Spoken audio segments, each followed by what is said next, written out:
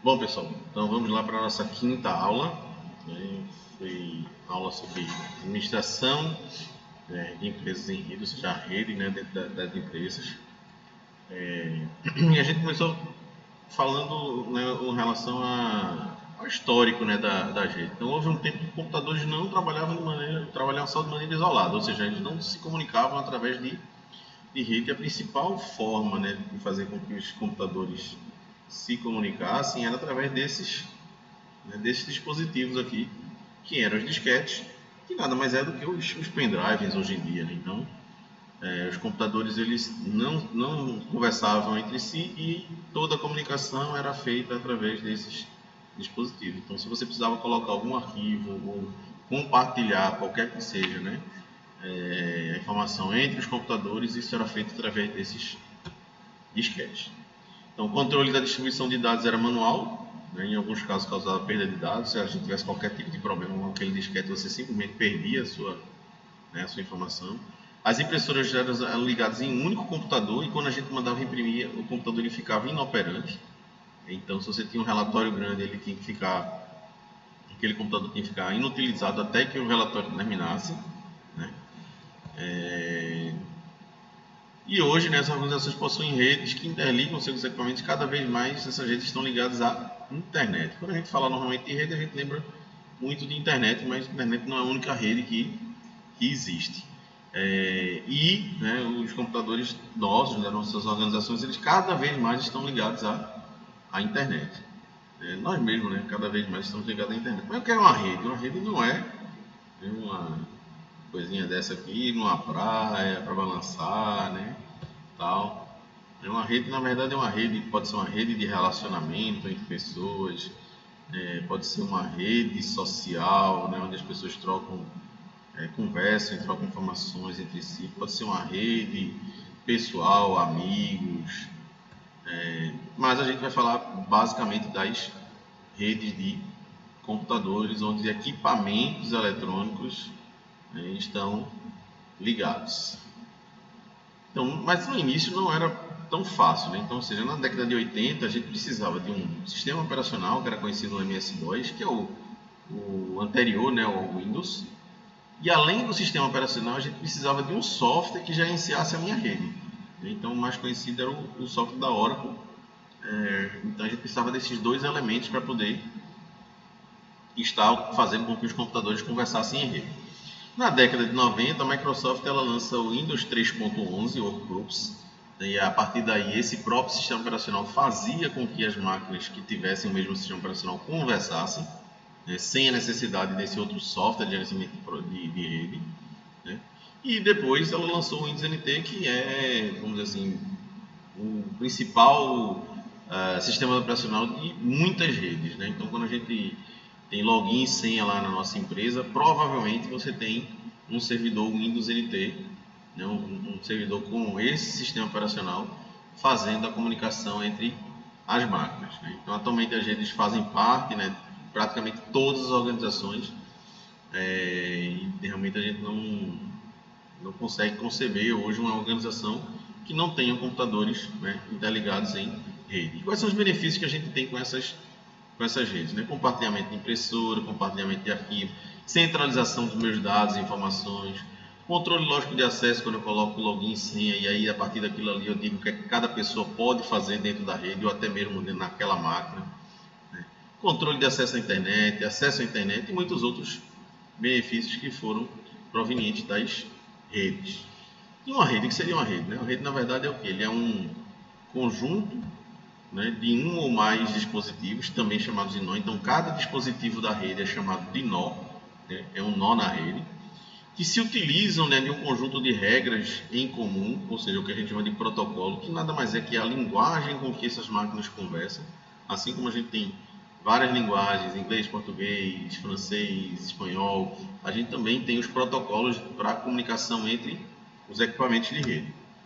Para compartilhar recursos, hardware, troca de mensagem entre si através de uma determinada conexão. Então, as redes são dispositivos que estão conectados e eles servem para compartilhar esses recursos, né? Ou seja, trocar mensagem entre si, compartilhar hardware, compartilhar impressora. Né? podendo ser, né, essa rede pode ser através de um fio de cobre, de uma fibra óptica, de ondas de rádio, também via satélite. Então a gente tem várias formas de conexão, certo? A mais conhecida, que é a mais trivial, é a questão da fio de cobre, que é aquele fiozinho azul, às vezes vermelho, né? Que é também chamado de fio de par trançado, né? Cabo de par trançado, que a gente utiliza nas nossas organizações. Bom, e a gente pode classificar essas redes de 3 maneiras, né? A gente pode classificar essas redes, primeiro, pela questão geográfica, ou seja, pela distância entre os equipamentos. A gente pode classificar essa rede pela sua organização física, ou seja, como é que eles estão interligados fisicamente. E a gente pode também classificar essa rede pela organização lógica. Então vamos primeiro ver a questão da distância, né? Ou seja, a abrangência geográfica, né? Então na abrangência geográfica a gente pode ter as PANs ou WPANs, né? PAN, as redes pessoais pequenas, né? Vamos dizer assim, e as WPAN que são wireless. Normalmente as PANs elas são WPANs, né? Uma LAN, né? Ou uma WLAN, ou seja, uma rede local ou uma rede local via wireless. As MANs, ou seja, uma rede metropolitana, e as WANs, ou seja, uma rede de uma abrangência maior, ou seja, de estado para estado, de país para país, de continente para continente. Tá? Então as PANs, né, rede pessoal, normalmente essas PANs elas estão na tecnologia Bluetooth, na infrared ou até mesmo no Wi-Fi, desde que, né, seja uma distância pequena, ou seja, de alguns poucos metros, né? E aí a gente tinha como exemplo os teclados sem fio, né, o próprio Bluetooth dos celulares, né, um fone de ouvido sem fio, uma conexão entre um computador e um smartphone, um computador e uma impressora, né, entre um mouse. Né? Então esses são alguns dos exemplos aí. Né? As LANs são as redes locais. As redes são denominadas locais por cobrir uma área limitada, ou seja, de alguns metros, talvez alguns quilômetros, mas não ultrapassando, né, 10 quilômetros. Quanto maior a distância entre um nó e outro da rede, maior a taxa de erros, ou seja, os equipamentos eles precisam de uma potência, né, para transmitir essa informação. Então, quanto mais distante, mais lento vai ficar a rede, porque a gente vai ter taxas de erro, vai ter perdas, né, de pacotes. E então aqui tem alguns exemplos, né, de uma rede LAN, né? No caso aqui as duas redes são cabeadas, né, mas a gente poderia ter uma rede sem fio também. As MANs são as redes metropolitanas, ou seja, que ligam equipamentos entre bairros, né, com distância um pouco grande, né, ou até mesmo dentro da própria cidade, mas, né, com uma certa distância. E as WANs, né, que são as redes mais longas, que aí ficam entre cidades, entre países, entre continentes. Então aqui entre continentes, entre cidades, né, entre estados. Aqui um gráfico também que mostra justamente isso, né? Então PANs, né, são alguns metros, as LANs que vão até 1 quilômetro, né, as MANs que tem uma capacidade de 10 a 100 km, e as WANs que são a partir de 100 km. Também podemos classificar as redes através da sua organização física, ou seja, como é que os equipamentos estão ligados. Então a gente tem mais do que esses aqui, tá? Mas a gente vai se limitar a esses 3: barramento, anel e estrela. Barramento. Como é que é a ligação em barramento, né? É essa aqui, né? Então eu tenho um barramento onde todos os meus computadores, né, todos os equipamentos da rede estão plugados nesse barramento. Qual é a vantagem dessa topologia, né? Ou seja, dessa organização física em barramento? O uso do cabo ele é econômico, então o cabo que se utiliza nesse tipo de rede é aquele cabo coaxial de antena de TV, então ele é bem baratinho. É simples, né, colocar um novo computador num novo equipamento na rede, é só, né, pegar ali e colocar mais um computador ali. E ela é também uma rede confiável. Tá? Desvantagem: a rede pode ficar extremamente lenta em algumas situações de tráfego pesado, ou seja, quanto mais computadores na rede, mas ela acaba se tornando lenta porque os computadores vão tentar conversar entre si, né, e vão fazer com que o tráfego fique intenso. Problemas são difíceis de isolar, uma vez que quando um determinado computador falha, né, ele paralisa a rede inteira, então a gente não tem noção de onde está aquele problema, então é um pouco difícil de chegar até a sua solução. Quando um nó, ou seja, quando um de qualquer desses computadores ou desses equipamentos ligados na rede enviar uma mensagem, essa mensagem ela vai para todos os outros computadores, todos os outros equipamentos ligados à rede. Então todo mundo recebe a informação que esse determinado equipamento aqui enviou. Se eu enviar uma informação, quando esse computador envia uma informação, todos os outros ficam esperando a informação chegar nele. Ou seja, quando o nó na rede escreve, certo? Todas as outras máquinas ficam escutando. Se duas máquinas escreverem ao mesmo tempo, ou seja, se essa máquina aqui escrever e sei lá, essa outra máquina aqui também escrever, em um determinado momento a mensagem que veio dessa máquina vai entrar em conflito, vai fazer um choque com essa daqui. E a mensagem vai ser perdida e ambos os equipamentos vão ter que retransmitir essa mensagem. Então, quando a gente tem muitos computadores ou quando a gente tem muitos equipamentos conectados a essa rede, esse tipo de conflito ele acaba se tornando mais presente, consequentemente torna a rede mais lenta.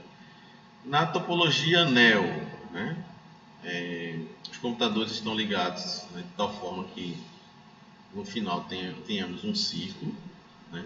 A rede ela trafega numa única direção, então quando esse equipamento manda uma informação, ela vem nessa direção. Quando esse aqui manda, ela também vem nessa direção. Isso faz com que não hajam aqueles conflitos que a gente tem no barramento, ou seja, não vai ter aquele conflito, certo?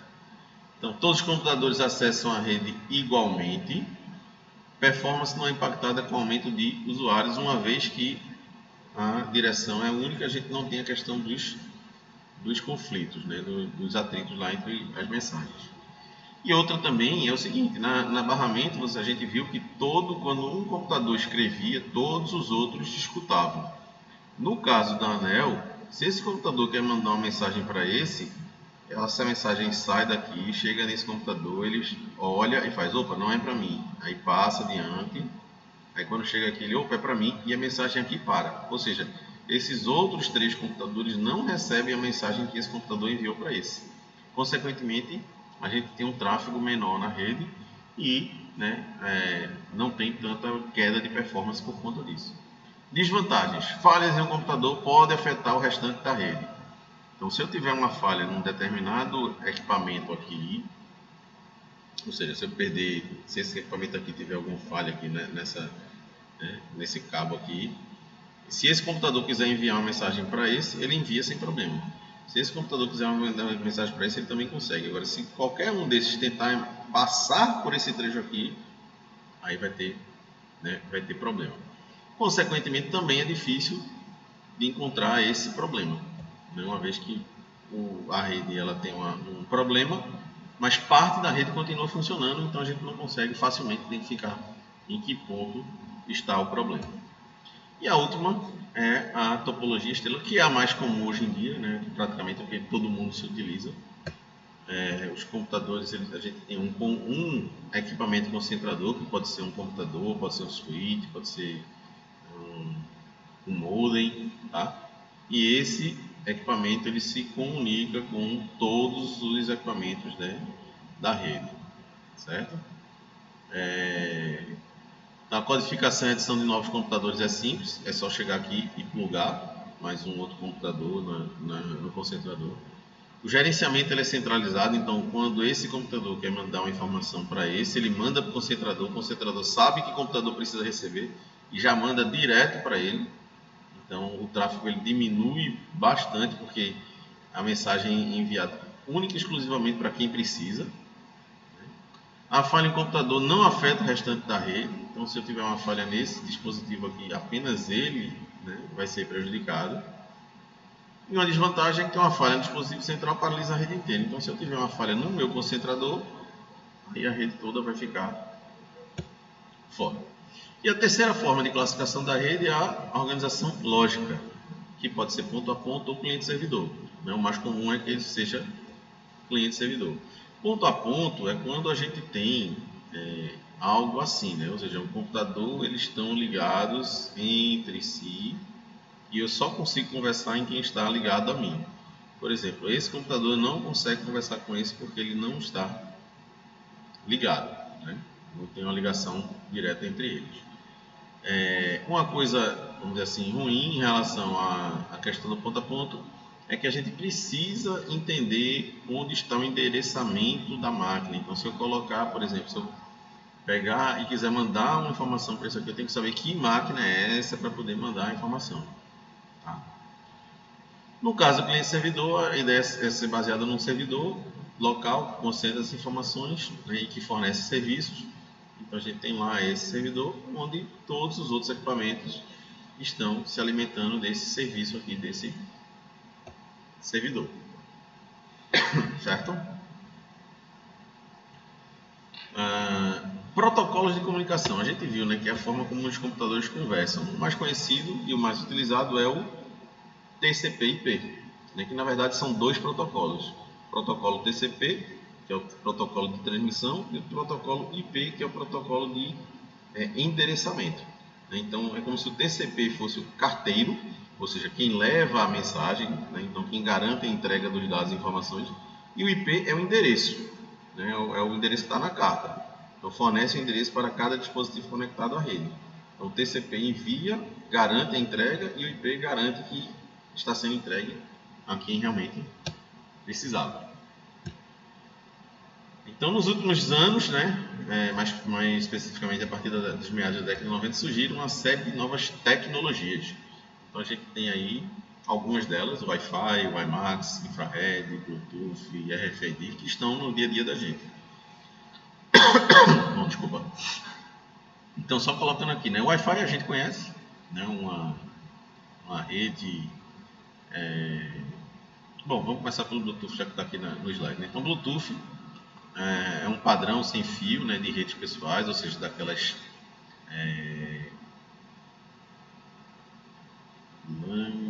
PANs, né, das PANs, certo? Então a Bluetooth, ele monta uma rede PAN, né, de alguns metros, né, uma tecnologia que ainda persiste por ser uma tecnologia que requer muito pouco consumo de energia. Wi-Fi, né, é a nomenclatura usada atribuída para um conjunto de equipamentos que permite estabelecer uma rede local sem fio, né, ou seja, uma WLAN. Está presente, né, nas nossas casas, né, nas nossas empresas, aqui na faculdade.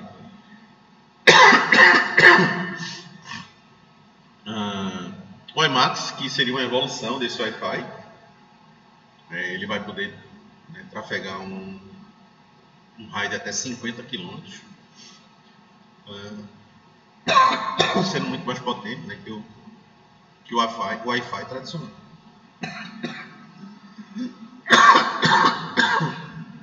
Desculpa, me dá ali.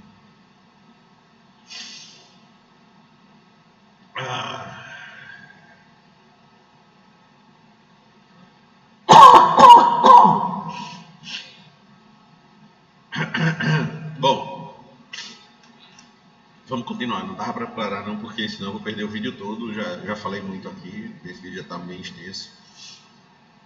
Vamos dar uma continuada aí, né? Então, em cada antena, né, dessa rede WiMAX, a gente vai poder botar 60 usuários domésticos pendurados nela. Essa rede ainda não está disponível no Brasil, né? Tem uma licitação da Anatel, mas isso ainda está tramitando lá na Câmara, certo? Infrared, que é a tecnologia que fica naqueles controles remotos nossos, né? Alguns celulares também tem. E o RFID, que são aquelas etiquetazinhas que tem até naqueles crachás da gente, né, para poder entrar aqui na faculdade. E uma tecnologia que está, como é que se diz, evoluindo bastante, porque ela é bem bem prática, principalmente para a questão de logística.